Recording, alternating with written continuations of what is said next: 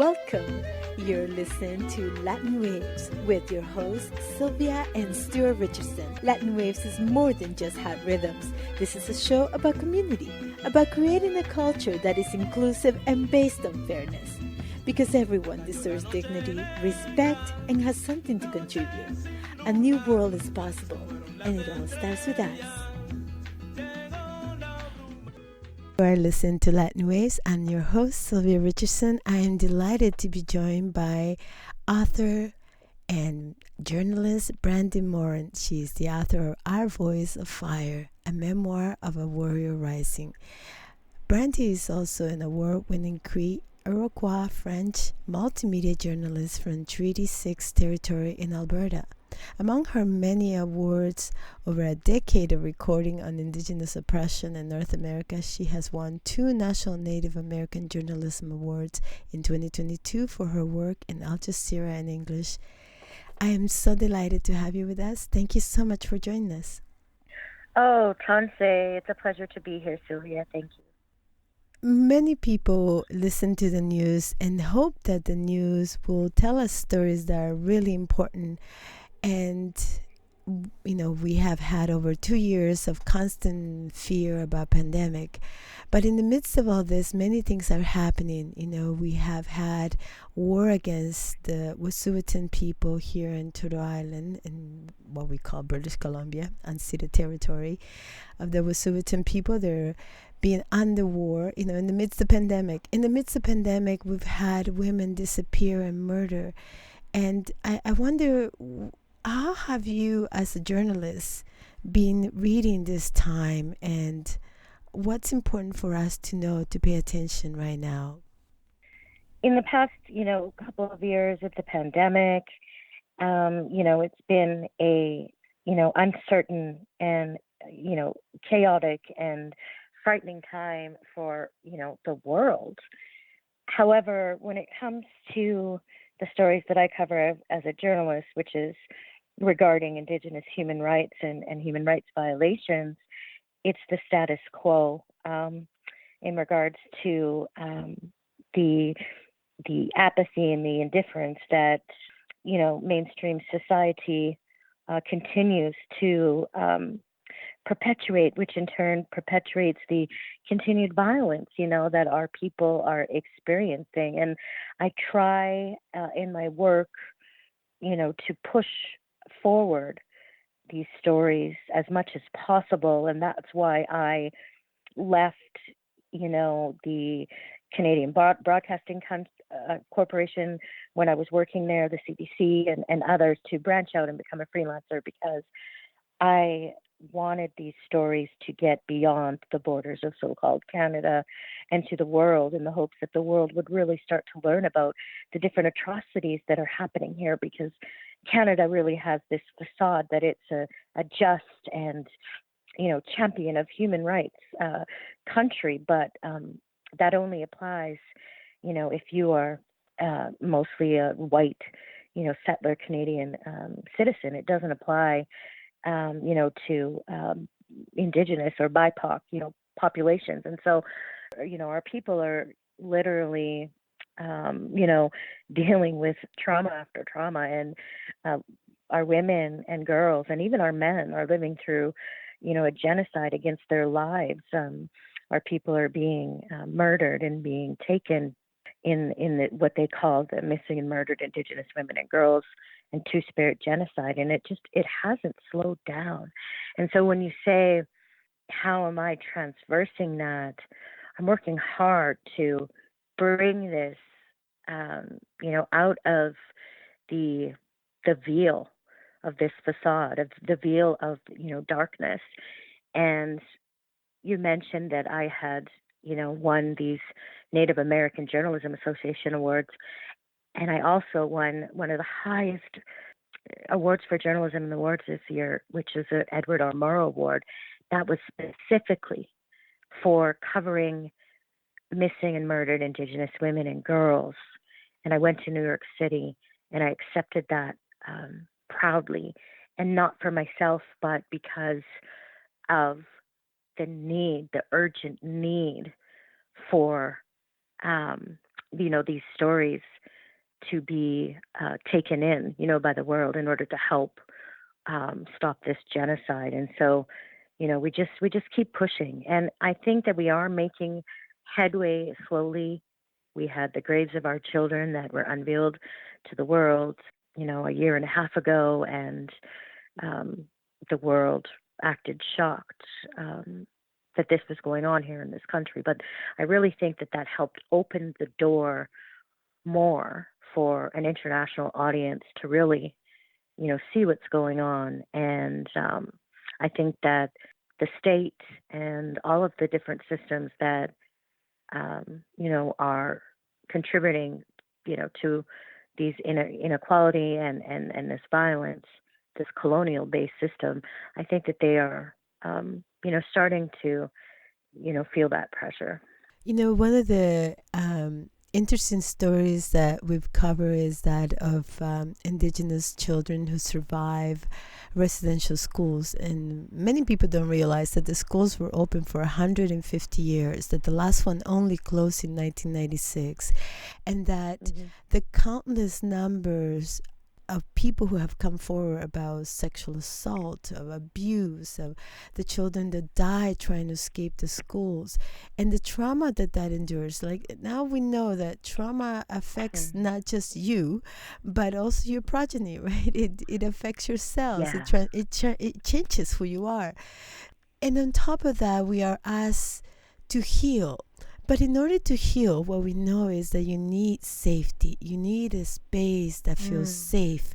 And Indigenous people have not had that. It's legislation Yeah. after legislation that displaces people, that denigrates their whole being, whether it's by the kinds of stories that we hear cover. So when it comes to women, it seems particularly precarious because women lose their status, as it has been such an easy thing to just lose your identity. Yesterday you were part of the community, now you're not because the government just suddenly declared that you no longer belong.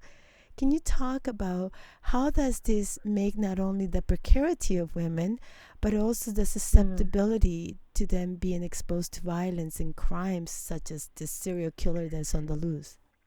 Let's take it back to when, you know, European settlers first, came here to Turtle Island, and the Europeans operated in a, patriarchal system.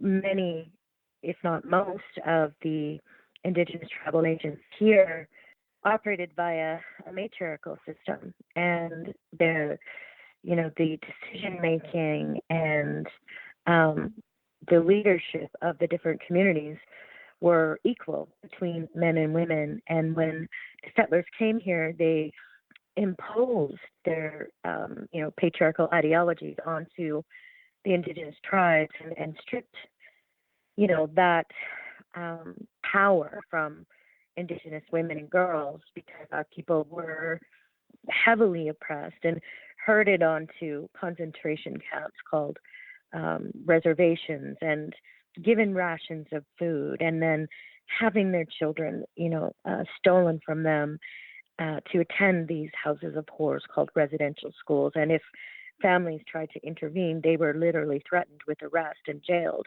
So oftentimes the police would go with these priests to get the children, right from their homes. And everything that this snowball effect of all of this oppression that was put upon our people is reverberating to today, because we had, after the residential school system, we had what they call the 60s coup, was taking their children, away again from the families and placing them into foster care, into non-native homes. And a lot of the times, they were being taken away because the families were, completely torn apart from, experiencing these abuses of the residential school system, and this intergenerational trauma, that you're talking about, and trying to recuperate from that, and not having the resources or the tools to heal it. Instead of providing and offering that,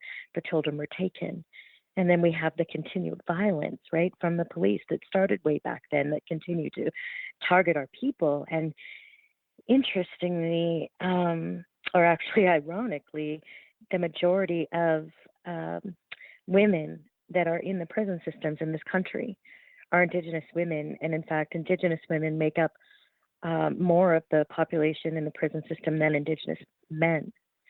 And so, when that power was taken away, and these new systems, came into place, those systems were designed to exploit from the beginning, to exploit and extract, from the stealing of the lands and the resources to the stealing and the raping, of our women and our children.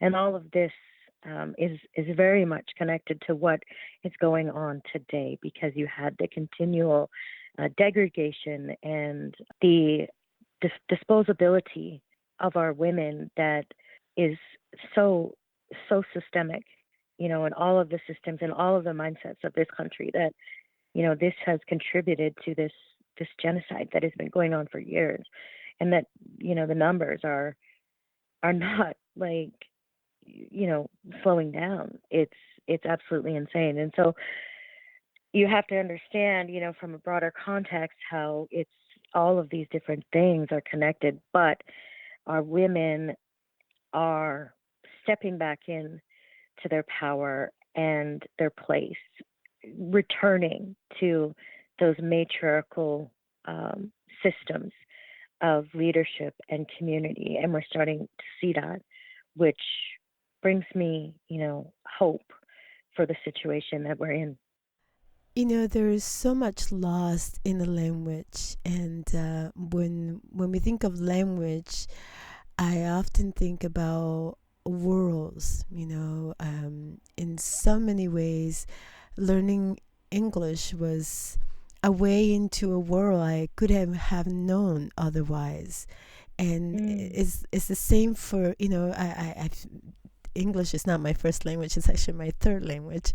And but I think about the way that many indigenous cultures, languages are very rich in verbs. It's a world that's alive, and there's a certain aliveness within the language. And when you take children away for the sole purpose of dispossessing them of their culture, their language, their ways of seeing, their ways of knowing themselves, what that is a genocide, and we've been very shy in Canada to say, oh, it's a genocide, oh, it's not, or we say, well, it's maybe a culture, it's genocide. And so to speak of genocide is not very polite at the dinner table, perhaps, but it's so necessary, because until we realize that we live in a death culture, one that is extractivist, that's constantly pillaging and killing the earth, we now know that there's like literally 8 inches of soil, topsoil, that nurture every life, right? That's the food. And once you start making dead zones by putting in so many chemicals, we're literally killing the land. We're literally killing ourselves in the process. So I wonder if you could maybe talk about what it means for us to not only reclaim ourselves, as you say, as to see the warrior in rising, to see ourselves rise up out of the ashes, literally, but literally creating life in our path. Yes. As women, as Iskul, which is a woman in the Cree language, we have the ability to give life. We are life givers, and we are sacred in that, and always have been. Every woman in this world is sacred. Every woman in this world is under threat, and some, more than others. And there are revolutions that we see, happening at various stages. And, one of the ones that the world has recently been watching is the one in Iran, where the women there are rising up against oppression, rising up against death, rising up to stand for life. And when I am out there covering these different stories, for land defense and protecting the earth and the water systems that nourish, all of the different beings, on this earth, it is the women that are on the front line everywhere that I go. And I just think that it's a natural instinct because, we view the earth as a life giver, as our mother. And because we are mothers, we inherently stand to protect her and to protect our children and all of our future generations. Unfortunately, coinciding with everything that is happening to our Mother Earth, that same violence is happening to our women. However, our women are so strong and so powerful that cannot stop the death, the violence, all of the inequity, all of the oppression, all of the uncertainty. Through all of that, our women are still rising. Our women are still fighting. And they're not fighting, with weapons of traditional warfare, such as guns and bombs and violence. Our women are fighting with their voices and their love, and they're literally putting their bodies on the line. One of the most beautiful images that always inspires me is there was a protest against fracking in Mi'kmaq territory, and there's this woman with one single feather, and she just, stands in front of the tanks. And I feel, the energy return to realize that we are all connected. Colonization has been fracturing life for so long, for 500 years, 540 years if you really want to be literal. But I also know that life didn't start there. We were thriving before then, and we will thrive again. The indigenous people all over the world have had prophecies about the end of this time, right? And many people thought when the Mayan people were talking about the end of the world, is like it's ending. No, it meant the end of this cycle. So to realize that we move in cycles of life, nothing is ever static, nothing is ever, nothing, even though it may seem like it's been going on for long, it cannot be permanent. And I believe that we are in that transition, because before a new life cycle begins, you have the birth, and the birth is pain. The birth is the struggle. And I think that we are in the stage of that, that final push, and it's the hardest. But what is going to come out of that, I pray for and hope for, is the liberation, of our people, and the reconnecting of humanity, like you said, that has been fractured by this beast of colonialism, because I think that we are so separated all around the world. But when it comes down to it, we are all human beings. We have our cultures, we have our nations, and we have our languages.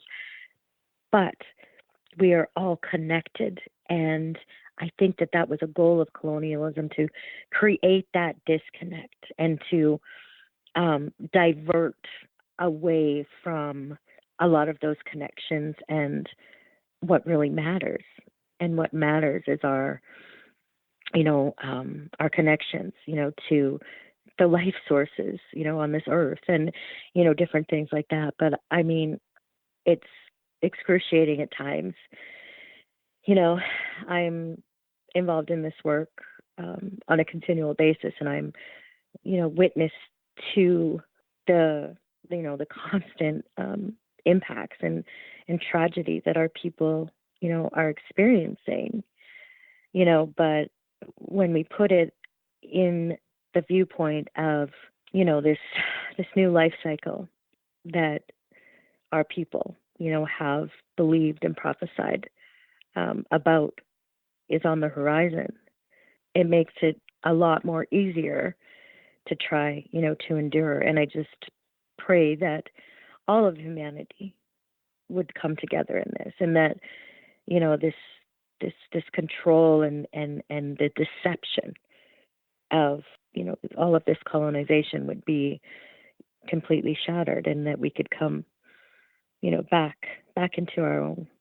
And as you said, the birthing also requires us to be in it, to be committed to the pushing, to be committed to birth the dream, right? The Aymara people Yes. said, if you want to see what you're dreaming about, look around. Why are you creating? And we are born into the dream, according to the Aymara people. And in many ways, you can see that a new dream is afoot. You're seeing it everywhere. And no matter how much they try to silence the stories, Indigenous people knew children had gone missing. We knew Yeah. thousands of them were missing. We know they are. And the graves that have been found are just, the tip of the iceberg, but we know that there Yes. are so many children still out there who have been buried without a proper burial, without a proper ceremony. We know that there are mothers who wept and wonder what happened to their babies till the day they die, and that's unjust. And if that's Yes. unjust for my community, that's unjust for anyone, and so I think, I feel in my heart that it means being willing to make ourselves uncomfortable, Yes. in the process, because we can't change the world by being safely tucked away in our cocoons at home and hoping that everything will change just because we wish it and we pray for it. Prayer is good. We do need to pray, and we need to be, lean on faith instead of fear.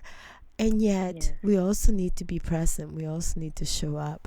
So, as you have been modeling for us and presencing for us the importance of not only noticing, but speaking about it and sharing with Mm. others the stories that affect us, right? The story of the missing women. There's over 5,000 missing women. Where are they? We have serial killers that go for decades.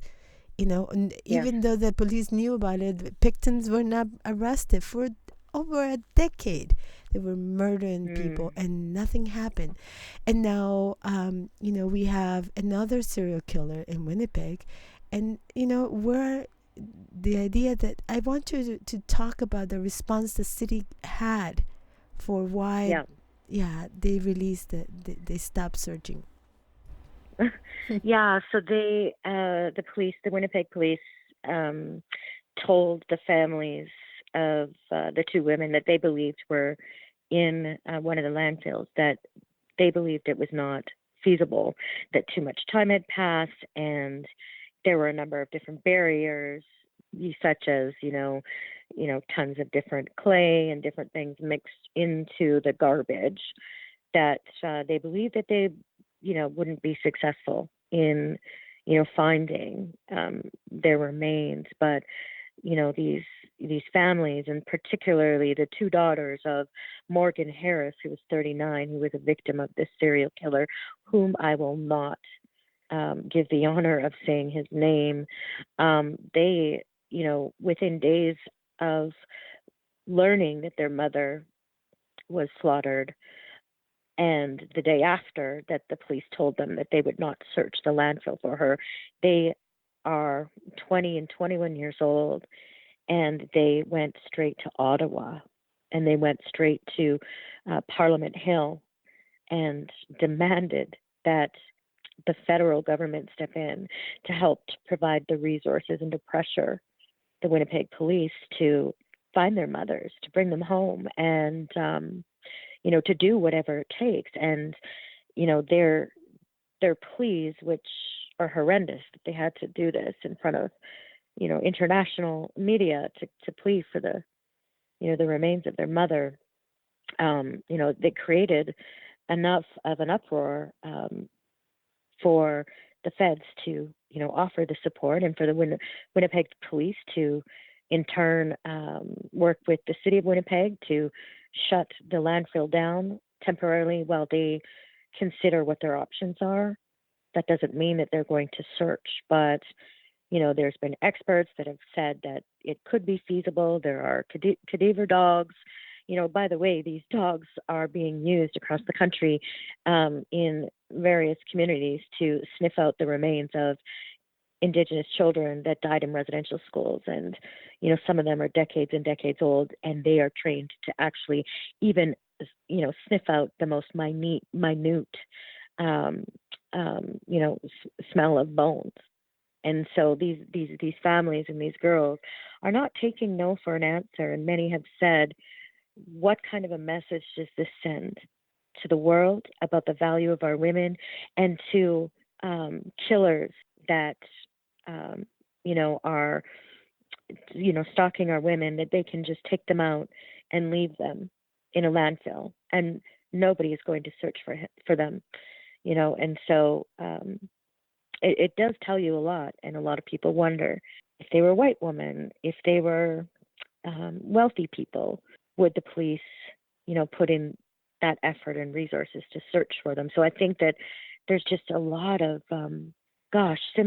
symbolism and parallels between this horrific situation of these, serial killers, and who knows how many more serial killers are out there. He just happened to be caught, but parallels between this, what our women are facing and how our women are viewed as disposable and as trash. And the structures, the conditions that make people vulnerable to this, the extreme poverty that Yeah. Indigenous women are forced to live with, that the inhumanity of that extreme poverty is really, I mean, there are resorts with still no potable water today in the 21st century. Yeah. Yeah. And I mean, there is like so many factors stemming, like I said, from the moment that, Europeans set foot in these territories, that are still happening today, that, yes, put our women in these more vulnerable situations to be targeted. But there is also just an evil, racist, rampant mindset that exists, within this country about the value of our women. And so these people that carry out these violence against our women, this serial killer specifically targeted for Indigenous women. They weren't just random women that he took out on the street. He specifically thought that it was okay and that he had the right to take out the lives of 4 Native women within a 3-month period. And that tells you so much, about the deeply, deeply systemic sickness that we have going on, that needs to be uprooted, that needs to be talked about, and that action needs to be taken on, because people, there are 231 calls for justice that were released in June of 2019 from the National Inquiry into this crisis, that laid out the blueprint for how to go about stopping this genocide. And little to nothing has been done. Wow. Thank you so much for all the work you do, for all the ways that you continue to not only call people to the fire, because it's one thing to say, I'm an ally, and to know all the right words to say.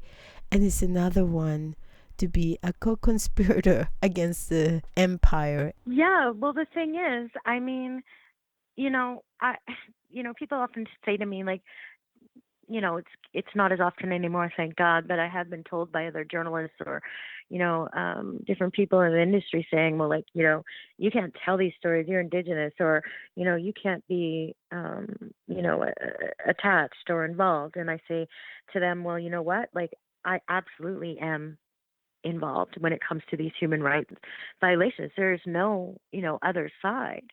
And there's literal lives at stake. But I have to say that I do have hope. When I see these girls, these young daughters of this murdered Indigenous woman, Morgan Harris, when I saw them do what they did and go straight to the top of the power structures of this country and to shake that up and to not stand down, and they still aren't standing down, that gives me inspiration. That gives me hope.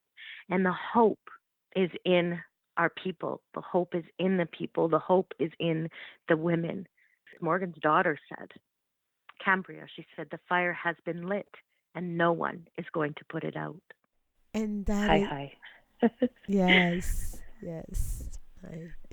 I feel that's a powerful statement to complete an interview. I think that's a beautiful way to remember that as long as we're standing, as long as the women are here, as long as we refuse to look away and pretend it's not happening because it's not happening to us, there is hope. And Absolutely. and for me, it's an active hope. It's not like I pray for hope, but I do it. I make hope happen by my actions, by the ways I take steps every day. Oh, so beautiful. Thank you. Hi, hi. Hi, hi. Thank you so much for being with us. How can people access your book? How can people learn more about your work? Yeah, so my book is called Our Voice of Fire, a memoir of a warrior rising, and they can get it at any bookstore. It's available on Amazon, and it's available on Audible. I actually narrate it myself, and I publish with various, media organizations. They can follow my social media, Twitter at Songstress28 or Instagram at BMorinStories. Thank you. Thank you so much for being with us today. Thank you, Sylvia. This has been a really powerful interview, so thank you for all the work that you do. Take care. Thank you for listening to Latin Waves. Latin Waves is an independently produced syndicated radio program made available for free to campus and community radios, and also to the world at latinwavesmedia.com. Please visit the website to hear previous shows, hear about upcoming events, and consider becoming a member for as little as $1 per month.